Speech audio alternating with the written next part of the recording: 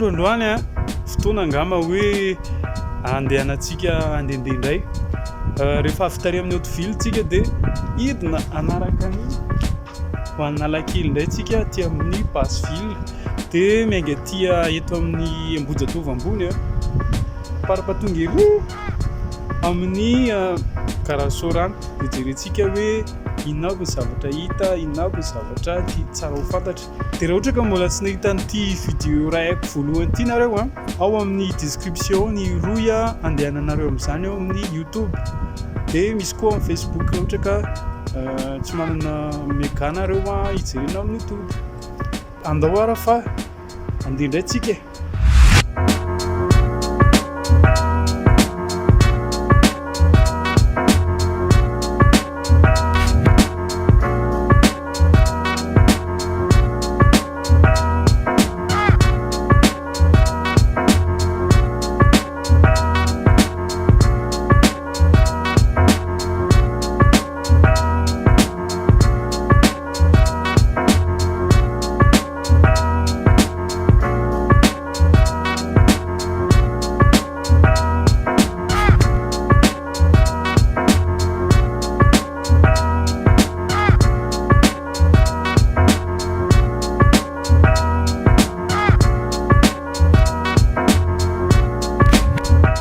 Eto amin'ny tunnel ambany dimy isanay aty Ambojatova ambany ary ambony teritsika dia eto indray ny toerana hitondranay nareo voalohany amin'ity vlog voalohany ity.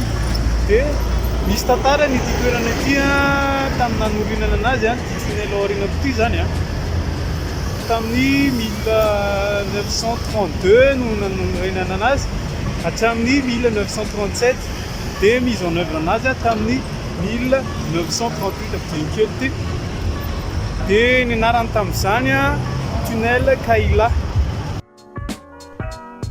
I Léon Kaila dia tsy iza fa isandreo gouverneur général mitantana ny fanjakana malagasy tamin'ny 1930 ka hatramin'ny 1939 ary voafidy indray izy tamin'ny jolay ka hatramin'ny desambra 1940.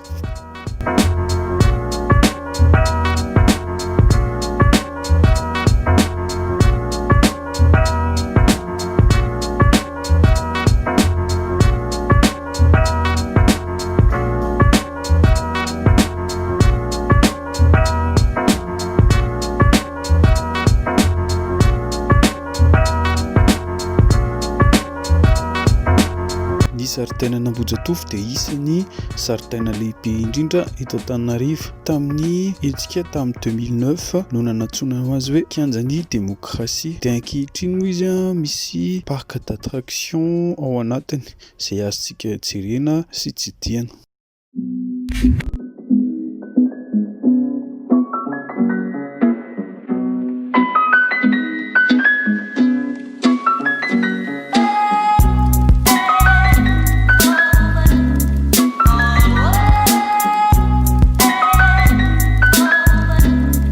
Rehefa miresaka ny Ambojatovatsika dia tsapaka nyty laza hoe varotra boky. Reto izy reto. Tindohany hoe hiditra ao anatiny atsika dia hitantsika hoe ohatrany ahoana ny zavatra hita ao anatiny.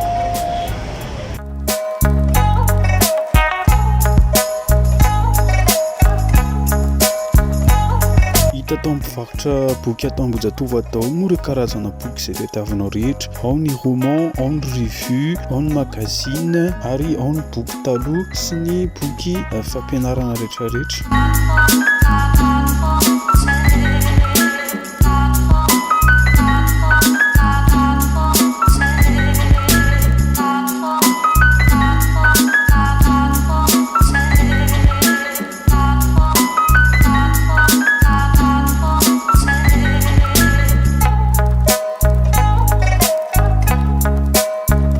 Tany amin'ny taona 1938-1939 tany no nahatongavany film voalohany teto Antananarivo dia ny cinéma Ritz sy ny cinéma Rex no nandefasana azy tamin'izany.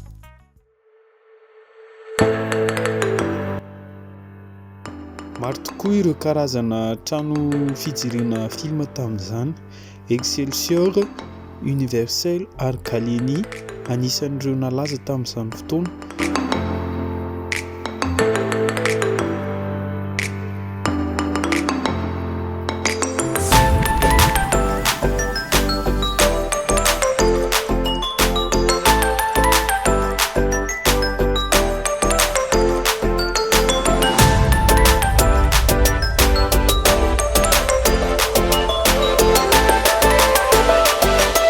Tamin'ny 1828 no namboarana an'ity totobato n'Antaninarenina ity tamin'ny andron'ny Tanavalla voaloha, izay nitondra ny anarany mihitsy koa moa totobaton-dranavalla voaloha, dia totobaton'Amborona izay itsy apikitsy. Dia tamin'ny 1868 nomena anarana zareo hoe les escaliers jumeaux d'Antananarivo. Raha mahatsikaritra isika dia tena maromaro ny totobato eto Antananarivo, ny 416 etsy ambony etsy koa misy anankiray Tavô dia mbola be dia be raha ho tany isaina eto. Raha ny endriky ny tanàna Antananarivo taloha dia taty amin'ny havoana no nisy ny tanàna ary ny ambany kosa no nisy ny tsena sy ireo tanimboly.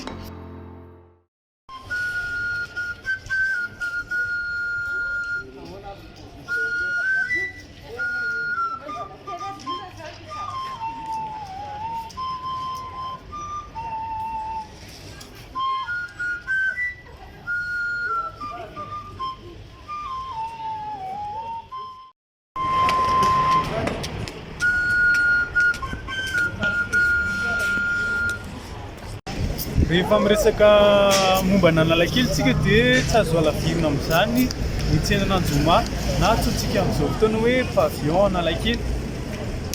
Raha resaka momba ny tsenan'Anjoma dia tamin'ny faraparan'ny taonjato fahavalo ambin'ny folo no nanapahana ny mpanjaka tamin'izany ny décret royal momba ny fanokafana ny tsenan'Anjoma, dia nofohanana izany tamin'ny 1997.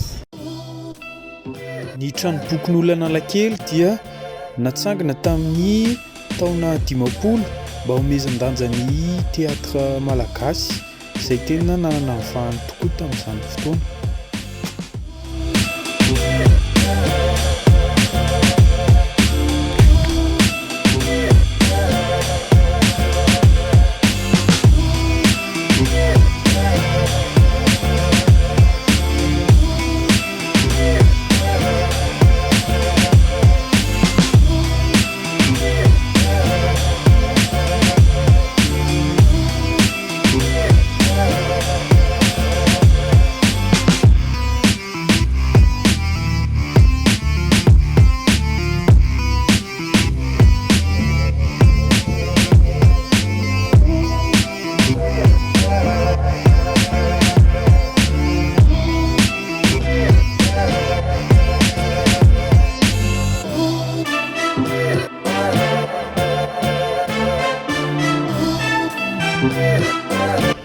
Tanàna ity toerana ity dia tena nanana ny tantara maha-izy azy, satria raha tantara no jerena dia nodoran'ny mpianatra izy ity tamin'ny 13 mai 1972.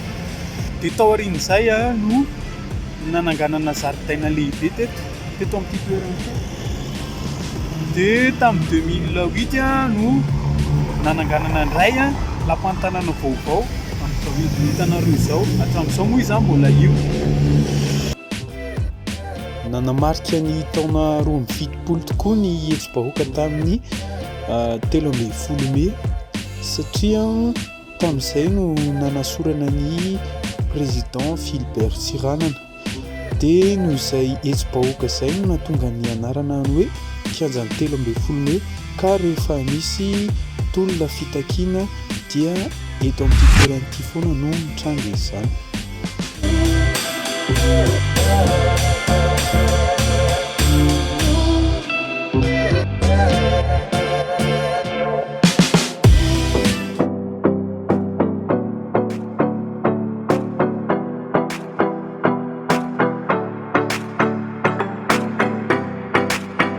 Noho ny tonga teto ny général Galeny dia nanangana fotodrafitrasa maromaro izy dia anisan'izany ny karatsoarana dia ny taona 1908 ka hatramin'ny 1910 no nanaovana izany. Olona roa no niaraka nikambo, cornebois sy fouchard no entrepreneur nanangana ny gara tamin'izany. Ny tanjon'ny général Galeny tamin'izany fotoana tamin'ireo fotodrafitrasa maro notodinsaina dia ny mba ho lasa moderna ny tanàna Antananarivo.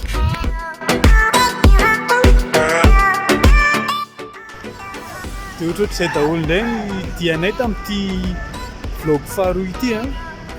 Mbola ho avy koa moa vlog fahatelo satria noho ny confinement dia mbola maromaro ireo établissement mikatona izay tianay hitondrainay anareo. Dia raha tianareo ilay vidéo dia zarao dia si j'aime dia manitra commentaire kely dia afatra farany aza dino mandeha voyage.